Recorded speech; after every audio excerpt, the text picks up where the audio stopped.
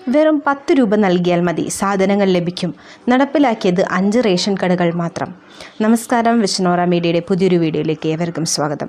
Ration കടകൾ വഴി കുറഞ്ഞ നിരക്കിൽ കുടിവെള്ളം എത്തിക്കുന്ന സുജലം പദ്ധതി ആരംഭിച്ച് 1 വർഷം പിന്നിടുമ്പോഴും നടപ്പിലായത് പൊന്നാനി താലൂക്കിലെ 5 റേഷൻ കടകളിൽ മാത്രം. ജലസേചന വകുപ്പ് മുഖേന വിവിധ ഏജൻസികളെ നിയോഗിച്ചാണ് കുടിവെള്ള വിതരണം നടത്തേണ്ടത്. സാമ്പത്തിക ലാഭമില്ലാത്തതിനാൽ ഏജൻസികൾ താൽപ്പര്യം പ്രകടിപ്പിക്കാത്തതിൽ പദ്ധതിയെ പിന്നോട്ടടിച്ചത്. മലപ്പുറം ജില്ലയിൽ ആകെ 1240 റേഷൻ കടകളാണുള്ളത്. 2023 ഡിസംബറിലാണ് പദ്ധതി ആരംഭിച്ചത്.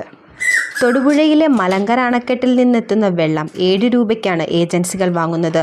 തുടർന്ന് അത് 8 രൂപയ്ക്ക് റേഷൻ വ്യാപാരികൾക്ക് നൽകും. കുടിവെള്ളം 10 രൂപയ്ക്ക് റേഷൻ കടകളിലൂടെ വിൽപ്പന നടത്തുകയും ചെയ്യും. തൊടുപുഴയിൽ നിന്നും വെള്ളം എത്തിക്കുന്നതിനുള്ള തുക ഏജൻസികൾ നൽകണം. കൂടാതെ ഇറക്കുകൂലിയും നൽകണം. വെള്ളം ആവശ്യപ്പെടുന്ന റേഷൻ കടകളിൽ എത്തുന്നതുവരെയുള്ള ചെലവ് വേറെ. ഇതെല്ലാം കഴിഞ്ഞ് ലാഭം പോലും ലഭിക്കാത്ത സ്ഥിതിയായതിനാൽ ഏജൻസികൾ പദ്ധതി നടപ്പാക്കുന്നതിന് വലിയ താൽപ്പര്യം കാണിക്കുന്നില്ല.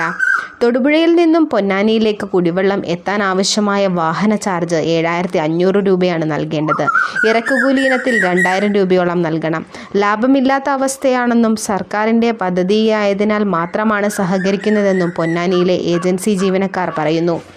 സംസ്ഥാന ജലവിഭവ വകുപ്പിൻ്റെ കീഴിലുള്ള കേരള ഇൻഫ്രാസ്ട്രക്ചർ ഡെവലപ്മെൻറ്റ് കോർപ്പറേഷൻ ഉൽപ്പാദിപ്പിക്കുന്ന ഹില്ലി അക്വയുടെ കുടിവെള്ളമാണ് വിൽപ്പനയ്ക്കെത്തുക. 6 രൂപയെങ്കിലും കുടിവെള്ളം ലഭ്യമായാൽ പ്രതിസന്ധി ലഘൂകരിക്കാം.